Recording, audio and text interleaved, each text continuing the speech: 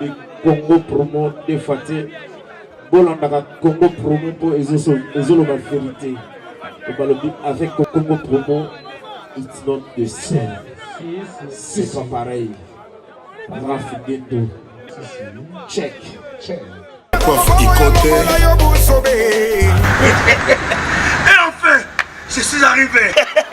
Salon Hugues la coiffe Ikote.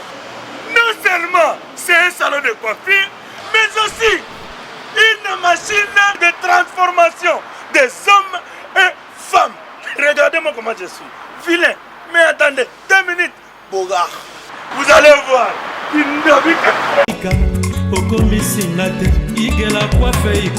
Hugues la coiffe Ikote, votre salon de coiffure mixte afro-européen situé sur la Nationale 3 au 174 avenue Aristide Briand, les pavillons sous bois. Pour plus de précisions, veuillez nous contacter au 01 41 55 00 00 ou encore sur notre site huguelacoiffeikote.com. Nous sommes ouverts tous les jours de 8h à 20h, même les jours fériés.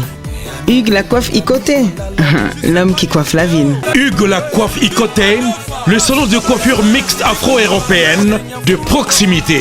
Au 174 avenue Aristide Briand, les pavillons sous bois sur la Nationale 3. Un seul numéro, 01 41 55 00 00. La beauté de votre chevelure chez votre frère. Hugues la coiffe Ikote, même père, même mère. Chikicha, chikicha, cha cha. La beauté peut tout changer. Salon Hugues la coiffe Ikote. Quelle beauté! Sexy pour les femmes, ndindindi pour les hommes. L'idée sur Napolou. Kati Yembe, j'ai un truc de bronze. L'idée sur Napolou. Étoile brillante Myrna London, Sabrina Kapinga. Osopie.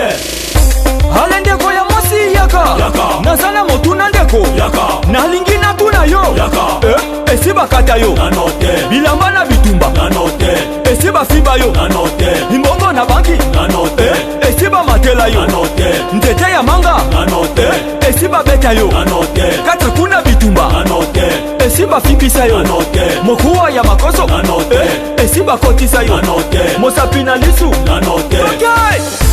Glody Aweli. Raph Ngindou, félicitations pour la promotion, c'est le rapport d'un artiste. Que Dieu te bénisse. À connaît pas demander, il n'y a rien en face. Congo promo. Raph Ngindou nde. Raph Ngindou. Congo promo. Merci nada bena fier na Congo promo. Et ça sito bena no number 1. Donc sito bena intellectuel. Boss Raph Ngindou en tout cas na passivement bambot. Raph Ngindou, le présentateur de la force créative Congo Promo. Boroto, ça la force militaire na Congo Promo. Et faites comme moi, allez voir Congo Promo, tv5.com. Donc au nom de Jésus-Christ, nous bénissons le Congo Promo. Avec Raph Ngindou, Congo Promo ne tombera jamais. Piccolo Congo Promo nde. Ouais, balobi Raph Ngindou. Congo Promo toujours, grande puissance. Come on. Congo Promo qui t'orcos net in un film. Congo Promo, babunda nanango. Raph Ngindou. Congo Promo. What a plus, what a boss là. Voilà, très chers internautes, bienvenue dans votre grande émission que vous aimez beaucoup avec Yves, Ipan, tous directeur des efforts. La fin avec la série continue toujours dans votre site Congo Promo TV avec les boss américains, Raph Ngindou, les boss de Dallas. Merci à toi, Rescan, le super peu comme RDC. Voilà, je pense que vous avez déjà compris que nous sommes ici à Palm Beach et pas Wapi, une conférence de presse de Pida Star, les chansonniers, paroliers, PCP, ça va chanter belé et pas valider belé un bon à la biso. Donc, fallait pour passer moko ya bato oyo ndeko na biso Pida Star a ça aussi Koffi Olomide et pourquoi pas aussi les autres oyo baleka na nzela ya ndeko na biso les chansonniers paroliers ya monene mboka na biso Pida Star. Suivons ensemble si nous sommes en connexion Rescan le super pour quand même le RDC. Merci, c'est parti.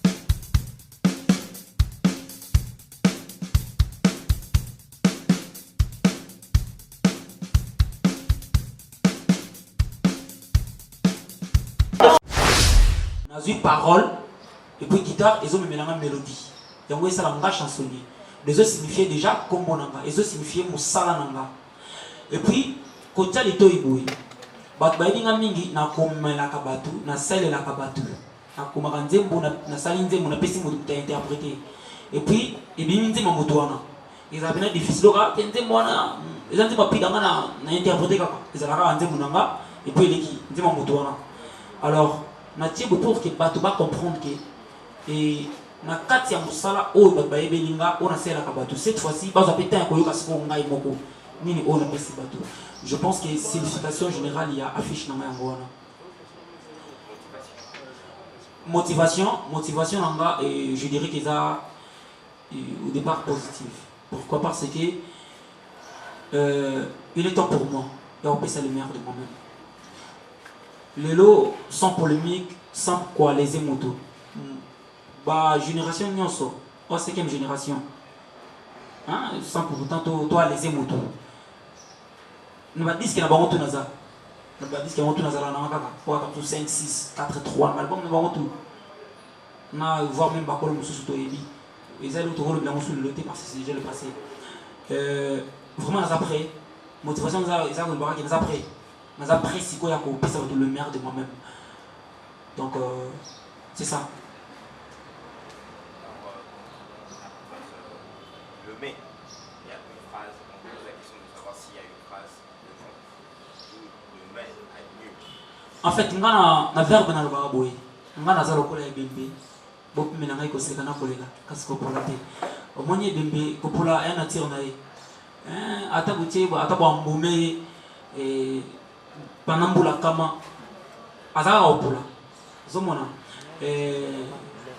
Mais eza ce qui n'a pas été titre wana eza par rapport à une synthèse album parce que le laisser la magomo nous taper si comme album ne m'embouini mon album naïe article même pas qu'on loba sur titre album naïe alors on a comme état chansonnier naza na capacité à couper sa titre par rapport à la conception et album nanga toi na sali étude album nanga na sali ba synthèse ceux qui besoin temps ko kanzim local l'art de mon âme l'arme de mon âme besoin temps ko kanzim logo là son excellence. Je pense que vous comprenez pourquoi on appelle si titre en démo. Et puis, ils sont obligés de que ceux qui n'aiment pas son excellence font son excellence en démo. En réalité, non. Prenons l'exemple d'un démo local, mais ça m'a vraiment une explication pour tout le monde qui dit que l'autopsie. Ils ont comme œuvre, nanga. Dit que l'autopsie. Quoi faire dans ta femme.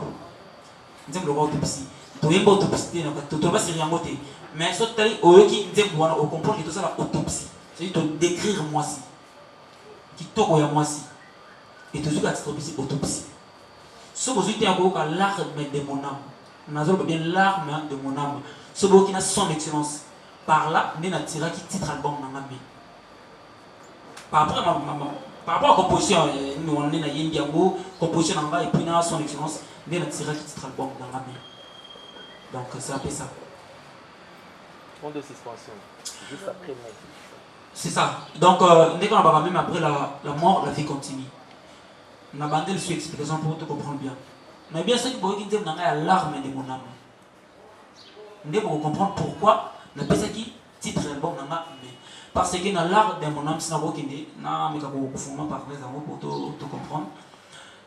Nazoloba, mon longueur m'a belé et les qui kanda est balé. Et si au son belanga le voit, mon zo réclamé le sous-matabi si elle fait. C'est comprendre. Et si on s'en met la main, nous allons réclamer le sous-madabi si elle est philo. Montre à ta au renversé pile. Ni qu'on n'a jamais et en fait, dans la synthèse en Djembouana, nous avons tiré titre album. Donc, comme phrase et Mousselana qui était dans les 3 points, phrase où ils ont continué, il y a moins des albums. Donc en général, si je peux répondre, c'est ça. J'espère que tu es satisfait. D'accord. Alors la dernière question, avant de passer à une deuxième série, c'est un extrait de Koweït Rive Boss. On fait le midi dans une de tes chansons. Merci, Maman Jemima. Si je peux répondre à la question, dans le barreau toujours, si je suis aujourd'hui Pida Star des chansonniers, c'est grâce à Koffi Olomide. Et ça, grâce à savoir, il y avait grâce à l'œuvre Nayo, Ndesali, mal Naza, savoir, on a aussi, je peux le dire. Parce que Nayoka Koffi Olomide trop. Nayoka y trop. Oui. Et ça, des chansons motivantes, n'a pas d'okoma. Et ça, testament, et puis la trahison, et puis le combat. Mais grâce à Koffi Olomide, nous avons recommandé. Grâce à la composition. Alors, nous avons un moyen de récompenser. Yango, nous avons juste un morceau. Malgré nous avons entre la Koffi centrale, nous avons le seul moyen d'immortaliser l'artiste. Nous avons parti en Zemounaï pour y marrer. Donc, lui, c'est un moment qui ça ne dérange pas. Donc, je continue à écrire. Merci. Nous allons passer à la deuxième série de questions.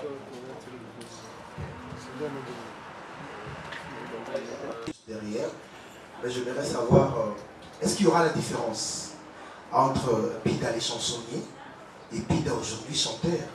Parce que lorsqu'on écrit une chanson, on donne à l'autre, aux artistes, c'est quand même un autre travail. Mais lorsqu'on se met à chanter, et c'est aussi un autre travail, est-ce qu'on aura la différence? Deuxièmement, j'aimerais savoir, par rapport à ce travail que l'artiste a fait, la suite, c'est ça qui pose problème, la promotion et tout ça. Qu'est-ce que Pida, étant qu'artiste, évidemment le manager est là, je m'adresse aussi au manager, est-ce qu'il y a un plan pour pérenniser ou bien faire valoir l'artiste? Parce que le terrain, vous le savez, la RDC est un grand pays, il y a plein d'artistes, il y a la concurrence aussi. Alors il faut quand même mettre tout pour assurer la promotion de l'artiste. Voilà. Merci.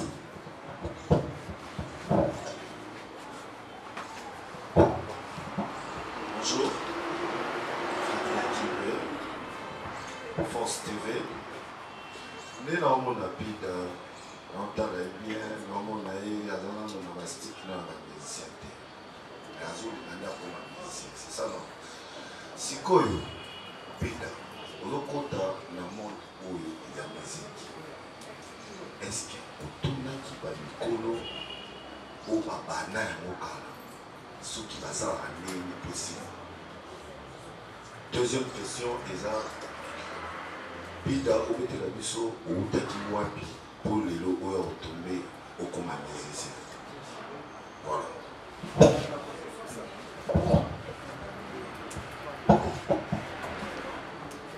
Bonjour à tous. C'est René Abiri, Congo Température. Pida, question à moi, les ans dans le album non fallait qu'il y ait des temps, mais il y a qui quand même moi un petit retard suite à l'anomalie au Toyoka qui il fallait qu'il ose à la produire dans la belle Koffi Olomide. Et jusque là, tout est bien monté pour produire album pour Nanginde à produire la maison Nini, ils ont à Koffi Olomide pour des à Koffi Olomide pour il y a eu une discussion entre toi et Koffi Olomide actuellement. Problème moi on a évité ce chose pour s'arranger mais on est au bandi carrière sika malamu on a conflit na Koffi Olomide pour Mikolo système et koti olobi que bakanisi on ba mola la tellement de jours na cache awa otanga na ba komba ba artiste mususu et comme le problème té et puis to ebi ba artiste mususu ba banga raté mais yo au bandi té obimisi mbala moko 8 fala ko yatana ba single ndenge moko na ba Michel Dixon ndenge ba ya nano ata chanson promotionnelle moko na mutolandi te mbala moko brisquer batu yo éviter ce ko gérer nano ba maramba mo ndenge ni pour l'instant et puis qui est derrière toi finance de tolingi toyeba. Nous allons passer présenté avec un album nanoté. C'est pourquoi moi je vous dis et je vous rassure que cet album, et ça on a bâti révélé par là, je saute directement chez mon frère pour les bisous que conflit ou quoi, déjà là il faudra vous retenir un mot que Pida Star, maintenant là, on ne parle ni de conflit, ni de problème, ni de quoi que ce soit. On a un problème dans mon côté. l'objectif d'aujourd'hui, dans cette conférence, c'est juste vous dire que l'album Mai arrive et vous devez consommer cet album de gré, c'est mieux, pas de force. Donc ça, la nuance que vous comprendre que Banzembo est un album, et ça, pour Bino Neboyoka. Parce que Bissoto Yebi déjà, de quoi est-ce qu'il est capable? Et alors, on vous donne l'occasion, vous, nos chroniqueurs, nos frères et sœurs, pour aider Bissot, parce que lorsqu'on vous appelle, vous, nous savons de quoi est-ce que vous êtes capable. Donc vos sites à vous sont suivis. Et cet album, mais nous savons que Nanzela Nabino, tout le monde aura l'occasion de le discerner. Et un point encore, il faut qu'il y ait un même en production. Jusque-là, il n'y a pas un producteur. Pidasta est son propre producteur jusque-là. Mais seulement un partenaire basé à Bini. Ici, Kopetoza, Palm Beach, c'est l'un de nos partenaires. Donc Tokyo Badotan a été l'été, mais quand même, on a beaucoup de partenaires. Merci beaucoup. Est-ce que si je peux encore contribuer, ou soit, je ne sais pas comment dirais-je, ajouter la question à Jean-Cy Poli. Nga naza chansonnier, vi na ngeza nzembo. Depuis na mi yeba o nga naza, je pense qu'il na sala ka nzembo. Koko Mapida, il y a musicien, donc leader et groupe. Napida, star Obaïba qui a parolé au chansonnier à côté qui la Banzembo. Je pense qu'il n'a pas le même. Vina ngeza nzembo. Et ça, là, on m'a facile na vina ngalo au Manzembo, donc ça la nzembo na komina. Dans mon blog, on a bien moi. Dans le blog, vous avez facile pour ngeza pour ça la nzembo. Et puis na komina. Le blog est facile, donc ils ont facile, moi on a évité. Donc, il y a un moment où on s'appuie mingi na danse na générique. Pour ça, on s'appuie plus na générique, on a moins scandale. Il y a un moment comme de la forme on nzembo, est-ce que quand on a nzembo, on ne va pas respirer dans moi générique. Pour ça, on est sur nzembo générique, non, on a évité. Ils avaient un moment qui m'a dit. Dans les autres contenus au Teka Banzembo, nous autres contenus au Sanaka Banzembo, comme bref, les locaux après conférence, dans ce style. Donc, n'a mon collègue, que je ne peux pas citer les noms. Donc, c'est les autres contenus, Kakanding Boydinga, Kakanding Boybatinga, nous autres contenus au Sanaka Banzembo, Yaboteka, et pour moi, nous avons hésité. Pour hésiter au Kangama. Nous avons la terre fertile. Donc, c'est un peu ça, bref, c'est ça. Et puis, nous avons il y a un partenaire. Producteur maintenant, mais sauf qu'à un niveau, il y a Hambourg, tout ça, un distributeur, où on a chargé ma production, distribution, machin, Maman Rosette, Thierry Simpala, et il y a un Jirakabiso, na niveau Libanda. Il y a des gens qui Libanda et dépendant de Maman Rosette, il y a une équipe Mobimba, il y a vraiment une équipe. Si je peux citer 2 ou 3 personnes, il y a Gilles-Paul de Colombo. Et Bazana, qui a encore le nom, Gary Miguel, qui a encore. Bazana vraiment moi qui est mêlé, Bazana vraiment équipe. Même ta Girapso, Maman Rosette, qui est aussi pas là, la patronne à Congo Température, on y va comme Congo Température Production. Donc présente, donc il y a un distributeur, Nabiso, Mupanziwana, donc c'est un peu ça, ce que je peux ajouter. D'accord, René, Oda, c'est par réponse aussi de même. Alors, pour répondre à la question, il y a Freddy Akimbe. On va poser une question d'abord, il y a l'image d'ailleurs. Et en même temps, est-ce que tout le monde qui va passer à la musique? Freddy Akimbe, toutes les questions, moi, ma lame, mon cas, s'il faut répondre au plus ma lame. Mais les bossons, Azaka Pidastar, le chansonnier. Non, c'est que la Mingo Bianga le 25e veillard, au mal la parole en Fénico Smolvich, Ambrel, Signora Calmonte, Signora Fogita. Un artiste n'est pas comme les autres. Nazala Moutoatunate, Malabanzo commandé en 2005. En 2006, au fond, on a eu Thompson of Banema ou au Sala Next. Au CP, on a indirectement. On y battait les accords de Moantemboa. Sopeka. Et ça, en 2006, 3 chemins. Na bando kuma kala frère nazana mun na rotuna te au monde ba olo mingi ba frère na tout monde bazao on a participé na balbum na Congo comme état chansonnier olina tuna question na tuna lokola nani ba grand oyo zo quand ça va grand ba za pe ba grand quand on dit ba za ba grand là on m'a pas le tout ba malheureusement na nzembo na immortalisé Paul Tumba. Je pense qu'il vous voyez comme Pekaka. Et on a fait rigoler juste des nuances. Et na mi okima. Mais bref, na muti autour la tête ça pour Paul Tumba. Na ninga mabete quoi. Merci. Tuna nanga ya moza. Nayoki déjà que participation ya fait rigola. On a ngana tuna banani va participer. La featuring to ben na simisa ka featuring ba guitariste banani. Et banani va participer na mais pourquoi choix na par exemple Ferry. Pourquoi choix ya Ferry Gola si longtemps vous travaillez bien na ba artiste ebele. Et nayoki pe il y a pour répondre. Les gens ne peuvent pas participer donc question na ngeza pour na bato va participer pourquoi choix na ba. Et Moussou Ezali, Frida, Fulgence, les chansonniers, les paroliers, tout mais ça un système, on a chansonnier, on a parolier, et ça va pas si, pas parolier, musique n'a pas aussi, pas katanaka. Moi, mon chef Félix Oazé, quand on a même mingi, bah yaka, yé, a tchébé ma kelele, a katanaka. Bah mesure ni yo suis pour que aux à la caca. Trop jeune, on a besoin d'après 10 ans, 20 ans, tu as besoin de quitter au niveau comme ça. Na voix na autre comme tout c'est là. Moussou Ezali,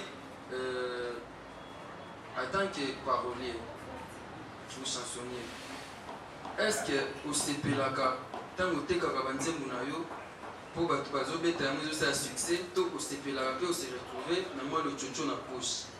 Parce que dans un reportage sur les droits des artistes, il arrive que Manu Tibangu, ce qui a comment c'est trop dire, ce qui est le Manu Tibangu, mon entier te le belakaye pour les apprendre. Stama, tout ça, ou Michael Jackson, je vois comment parti, Yo Frida, Pida, pardon, Frégence, Yepsabso, est-ce que au CP la rapport va péter à Kabandimuna, ou au CP la rapport, tchaka moi le chucho, je vais battre trois naïs. Moi maintenant, je suis dans un centré.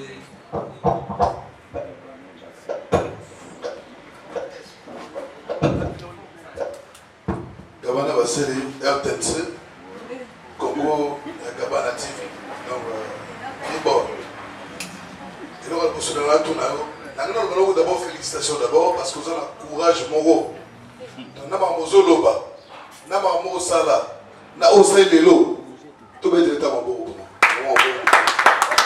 Parce que à ton âge, Banzemo est sur lelo. Si réellement ça y est pour ça l'amour, nako loba na bisoto sous-estimé parce que aux ans droit tout le monde les camper. Ça c'est de un. Question de les amis. Fallait pour battre masala droit chemin à gina look moro boy au bato tout la naka. Après fallait sur parler look wana, moi wande funo no moni ki boy, après ba look moi wana. Mais na kamwe na affiche aussi les pour ta maman. Les gens qui a mère tout comme maman bino. On a dit moi poser face au bâti licolo. Est-ce que ça style le sur le loto bana wala na ba fête? To les ali kapo na affiche. Et puis natali na moni ozokoma. Ozokoma nzembo ozokomela mutu lettre to ozosema mutu demande sponsor ndenge pa ya Thierry Kabambawa avant exhibition. Veste azuli pour tchena kati. Et puis guitare ngo avant mettre guitare, les plutôt ko la fula wana to obeta kande mwana. Alors deuxième question zali eza pasi lelo komona mutu akomaka andi makaka ke diko avec le tomba. Akoma nzele bele anokel jamais toka voix naï. Rien que alors batutu batikali ba Félix Oazé quoi ba deuxième aussi ba Frank qui a batutu o batutu ba ça ba nzembo ba kaba ba nzembo hein après ba ba oyemba vient tout ba yembo muto et pas kaba ba nzembo tilelo ayemba te. Alors au yo style lino la delio style ya ba fait le tumba ya ba deuxième aussi ya ba muto ko chafa ko faire ya ba niakos pour niakos ba sa nzembo Pascal Poba to nini na région sur le Pascal Poba. Bon. Maintenant il se le mot tant que c'est les locaux il faut faire attention. Pascal Poba ça va banzer belé na ba fait de l'amour mais tant comme ça album ali bosso. Deuxième album Tilelo là ça fait 10 ans. Tu n'as pas peur que ndenge oembrasser système ya kokota na nzembo po eza facile te kosala nzembo bato bayoka yo oriske mwana no liboso ya mibale mama na bino na mama leki na bino na baleki no bayoka yango. Merci. Et puis troisième, okay. Une troisième personne et puis troisième, on va. Merci beaucoup. C'est Killer qui décide. Pistar. Je crois que Vida, Frégence, pour Jésus-Christ, il a fallu qu'il y ait aussi un Jean-Baptiste pour que Thérèse a bien bâti. Alors moi, j'aime en fait, parce qu'on est fatigué de voir le même visage qui reviennent, où ils ont fait sa biseau, et tant qu'on oublie 5 mois après, ils ont fait sa biseau dans moi, ma casse. J'aime la relève en fait de la musique congolaise. Sans ignorer, nous tous qui sommes ici aujourd'hui, ça vient que notre musique a beaucoup d'érosion. Alors toi, en tant qu'artiste, et aussi ces personnes qui t'entourent, est-ce que réellement, vous aviez bien regardé les érosions? Parce qu'il y a un adage qui dit, avant de vaincre une érosion, il faudra d'abord connaître les têtes. Est-ce que réellement, vous avez décelé le tête qui ronge la musique congolaise pour que vous embrassiez Nzela Oyo? C'est ma plus grande peur. Je te veux. Je veux que tu restes parce que je veux que tu sois là. Et preuve déjà, Sopeka, c'est parmi les meilleures chansons que j'ai toujours aimées. Félicitations, écoute chapeau à toi. Donc c'est pour te dire que je te veux. Et qu'on a eu une idée salie que n'a posé question parce qu'on a besoin de ça.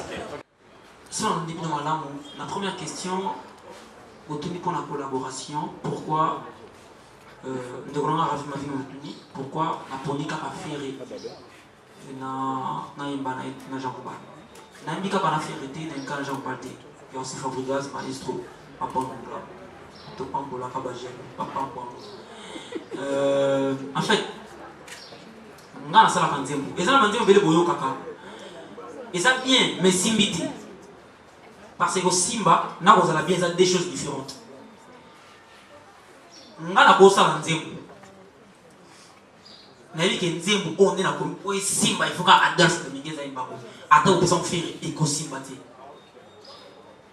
Comme exemple Guy Malela nzembo on a tikela ngo Henri Matoshima to kena même na studio to bani ko enregistrer mais nzembo e simba te nazalaka obligé à ko changer nzembo na une nzembo na chanter comme on est océan na kena na bomba wera na teka na nzembo na chanter. Donc pour vous dire quoi, nzembo on se tient par une matushima et na simbati parce que tant nous comment on a depuis que masika na comment déjà il a dépliqué mais vu que matushima ben de travailler na teka nzembo na zena mo sur place avec nzembo na ah c'est vrai que na parole na mélodie mais par rapport à la texture na ilo il a montré et texture ça timbre vocal na yi il va dire aussi mbati mais nzembo ça qui vient mais c'est veto forcé na bo nzembo loupé mon président bon no tika le nzembo na qualité à voix na yo na zako déjà changer nzembo comme déjà il ba nzembo na mona ki soki na tikele pika nzembo wana akop misana nzembo na changer qui est na ki malela alors na zoki na nzembo na chanteur on interpréter nzembo na pa na ye na teki bon balé ozomona ti lelo azana ne tisuki ya monto pa ko entre parenthèses c'est déjà le passé collaboration na ngana ba musicien nyonso eza malamu makasi na mona ki soki na albina na yemba na fali elle rey mago et na travailler na vie on a trop et na ngana pesa elok mwasikati na travailler kana bongote ko ça featuring ça kana bato baza connecté pour ça faire retour pour ça faire reste gens banon na yemina carterol azawana carterol mwana na yemina magistrat ozomona baza ba chanter et ça ba featuring na yemina bino featuring bolinga na moto ayeba ni bolinga featuring je sais pas même moto avec la guitare soit les tapana mate et ça featuring featuring ça va défendre moto parce que comment faut faire non ceux qui déjà montent à pas naoté et va accompagner yo dans studio et ça featuring parce que ça fait partie d'un groupe naoté par exemple attends mutangongi dans le travail qu'on a fait été na Jean Goubalté na Fabregas un travail na batu et belé dans l'album si je peux le dire donc c'est ça ma question c'est ça ma réponse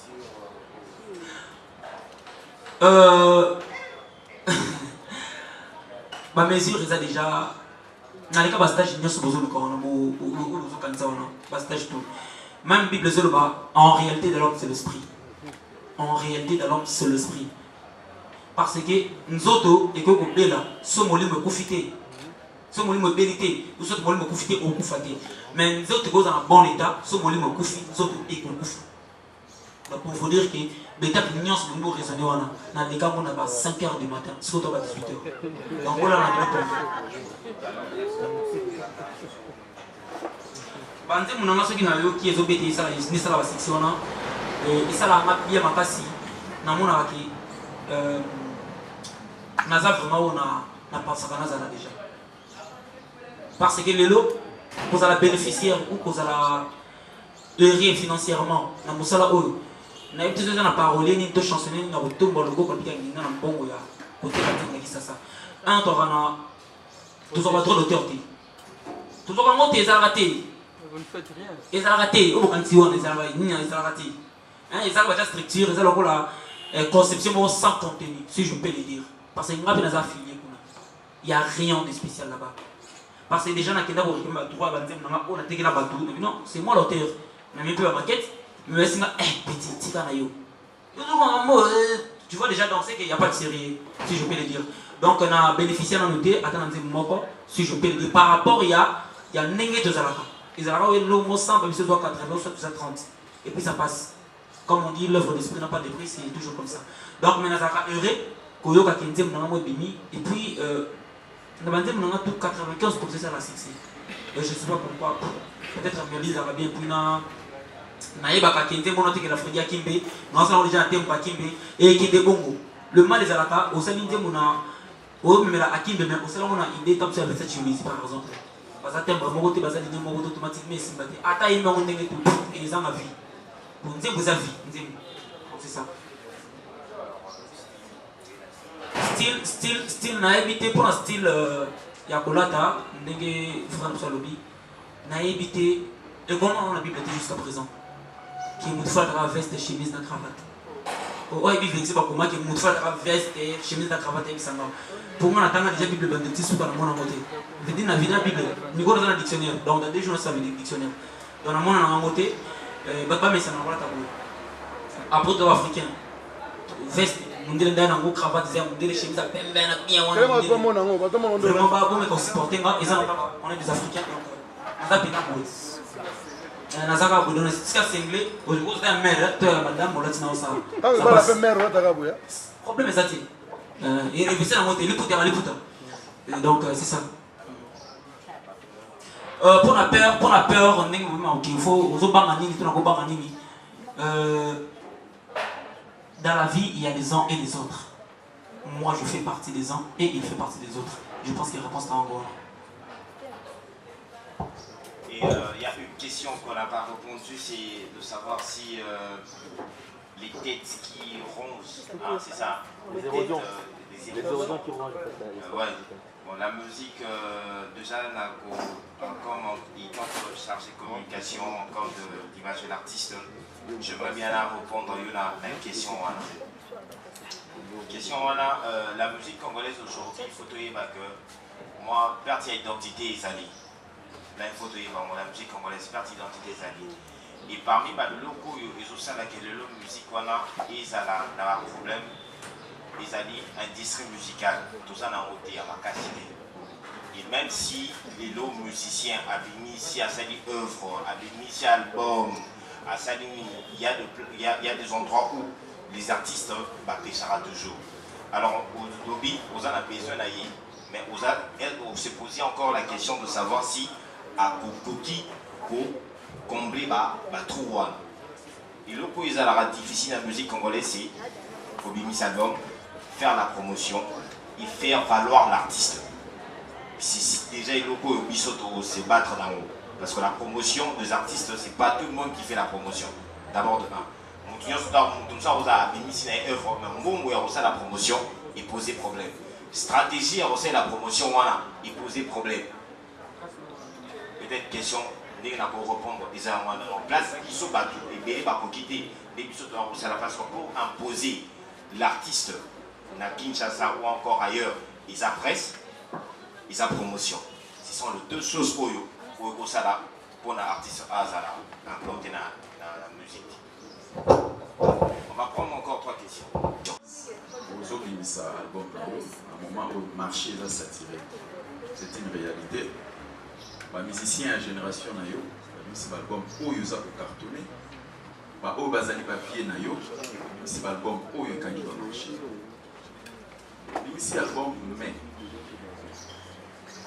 est-ce que confiance, force, ils ont reposé sur l'élément nini oyo et qui peut changer la chose qui est yo peut au côté na pour souvent au frapper au balancer à moins que question on peut déjà poser qui on pense que voilà.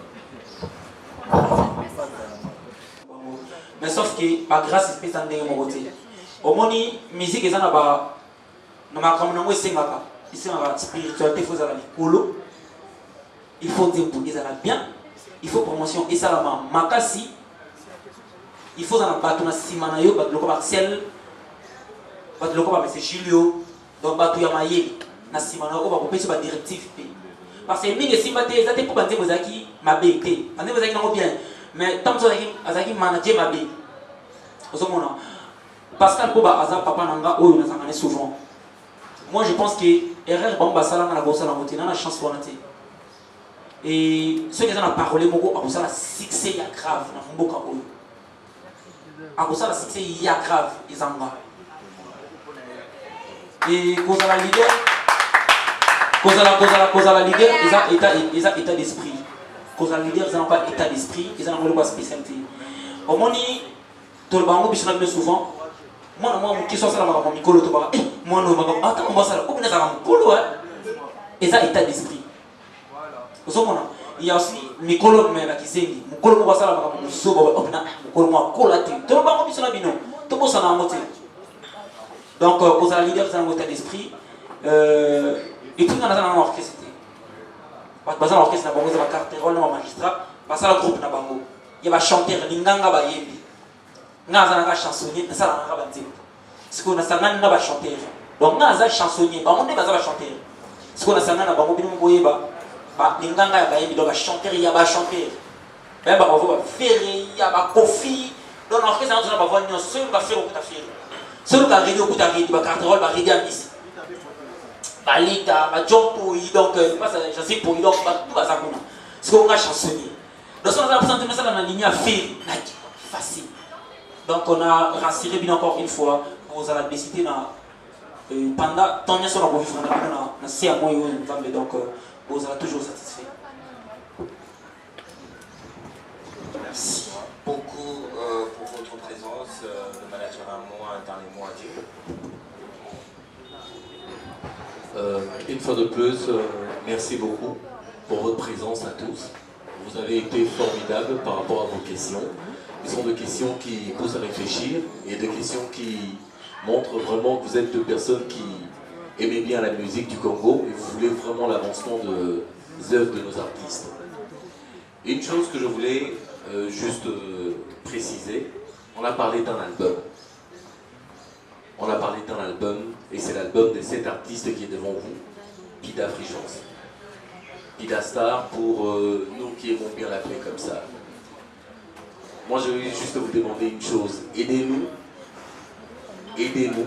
une fois de plus, aidez-nous pour que cet album puisse atteindre tout le monde. C'est un album qui n'a que 8 titres, plus 2 bonus. Alors, aidez-nous pour que cet album puisse atteindre tout le monde. Ça, c'était juste mon dernier mot. Merci beaucoup une fois de plus.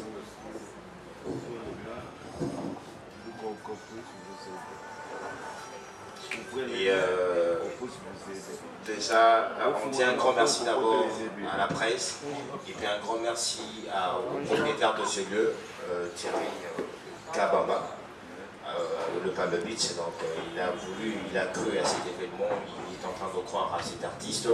Et déjà nous signalons que les chansons de Pida s'y trouvent déjà dans plusieurs plateformes de téléchargement digital, officielles bien sûr. Donc c'est derrière ici, il y a Spotify, il y a iTunes et pas mal de plateformes déjà officielles. Donc vous pouvez aller taper sur Google ou encore sur Internet, vous aurez déjà cet album. Alors je vous dis un grand merci. Je pense qu'on va rafraîchir. Et si vous avez encore des questions à côté, l'artiste est bel et bien disponible pour répondre. Merci beaucoup. Merci beaucoup.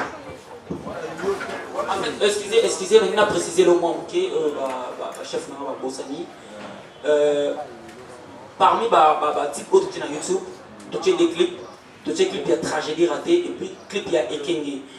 Clip, il y a l'arme de mon âme, où ils ont prévu de changer. Parce que l'album déjà devenu la plateforme. Donc, nous avons l'album, ils ont été comme déjà. Nous avons iTunes, nous avons Google Play, nous avons Amazon, Deezer, partout.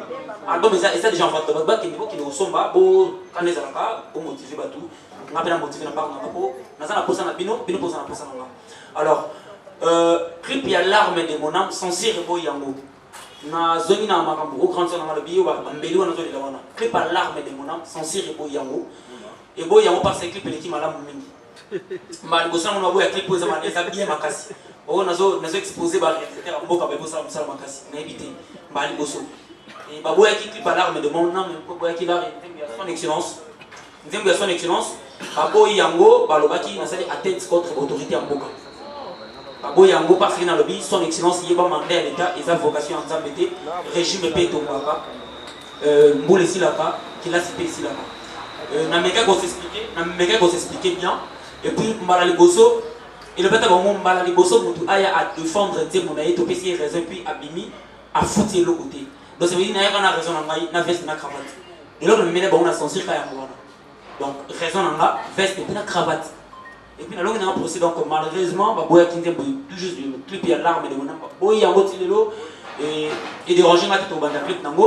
Mais tout ça, on a un clip dans chaque 2 semaines, on lance un clip. Ou chaque mois, ça dépend, on a un live maté, on a un bureau. Chaque temps, on lance un clip. Moko, Batuba, qui est des beaux, qui est des beaux. Album, nous sommes déjà Bimaki. Donc, Batuba, qui est des beaux. Album, on a 2 ans. 2 ans de préparation, 2 ans. 2 ans de préparation là, pour moi 2 ans de travail.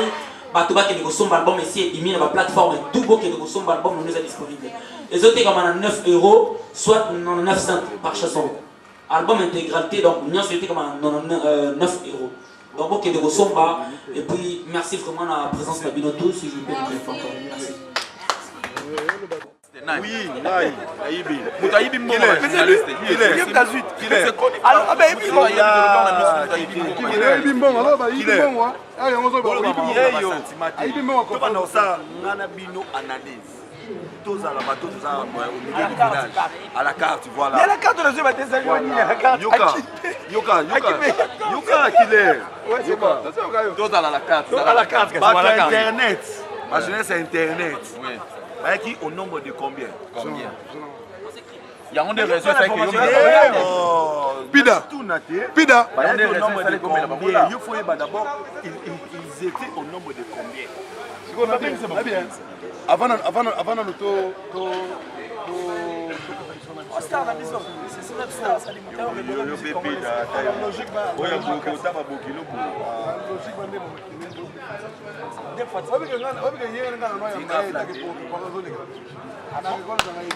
c'est aujourd'hui nous comprenons. À comme on l'a eu, et puis maturité, Papa, on est point de presse. Ah, on a point de presse. Donc, non, on a plus normal. C'est tout. C'est quoi? C'est le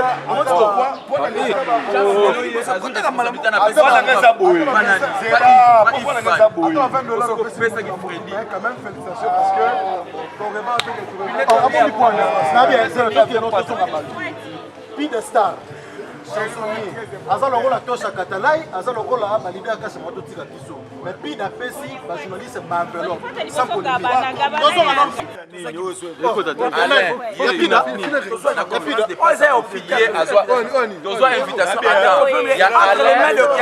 il a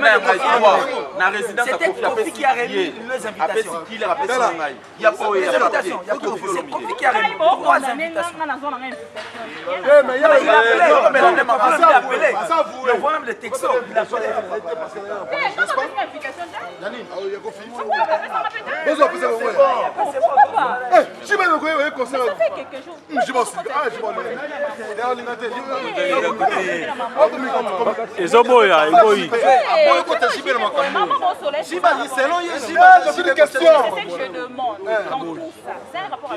Non, parce que on m'a fait vrai. On m'a fait vrai. On m'a fait vrai.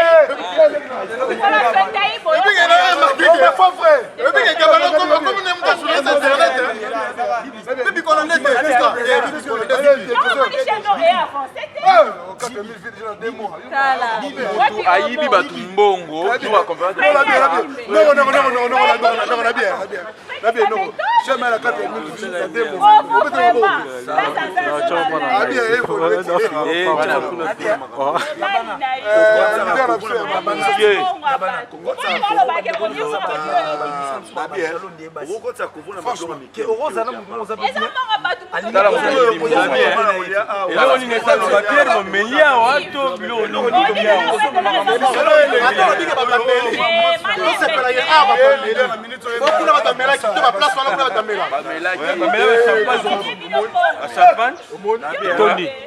Monde na yimuke mettre même problème dans la nzako mela teza ke redi akimbe mbongo ya ba journaliste mzoki kweli na maboko na mais yo bide fona kata yimbongo avant ayiba yimbo akata kita yibaki ifona ba bien yo yibaki mbongo na yibi Jalotila baoyo bazako finga na ina mbongo carburant yibi mbongo ba Fasiba azaki na question te eloko yoka Fasiba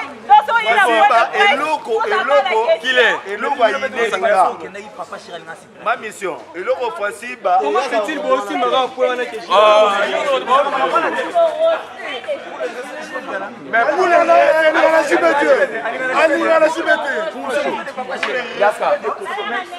la conférence de presse ya Kofi Gabana ayibi mbongo ya ba journaliste nazolo bango vérité ya la caméra Raïs Kangi na maman la déclaration vainqueur meilleur vient à Congo promo Mobimba le 30 à Dallas événement Zakaka Moko méga célébration le 30 le 30 biso déjà to banda va partir à boss américain Rafungilu meilleur vient et le monde a libota Mobimba maman ba petit nation nyonso tout pesa bango ba bonne fête tozana mayanga ndenge jazz alingaka donc moi kutana lo mama Kofi vraiment che de bandada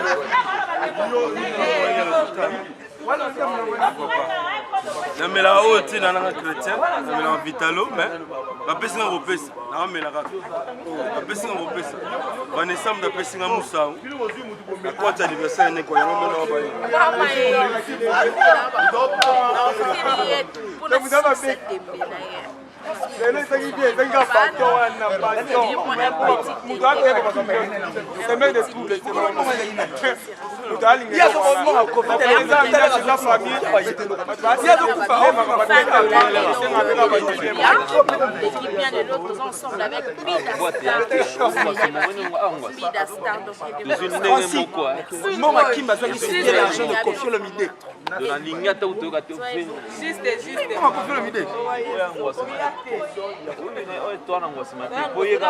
Yo moko na papi da kutoa question posée ni question mabe nani a posé question qui m'a posé question ni mabe ezaki nzela te question bête bon yo mtoki na mo bête ezaki ni na nzela te c'est ça azoki non yoka nazokende te ye azwi micro déjà ma posé Kofi Olomide alobi na été pesa mwasi otena te Kofi Olomide d'abord aboyi wana makambo ngana eyo leka mutu asali liste ya internet mutu asali liste ya internet ezaki Rosa Ngoma asaki liste ya bato oyo ya quartier la terre yo yebete Rosa Ngoma asaki liste ya internet asali liste ya bato nyonso alors bato oyo bazalaki non liste ezaka moko bato oyo bazalaki destiné par rapport à la génération c'est que yo a besoin de besoin d'explication mais non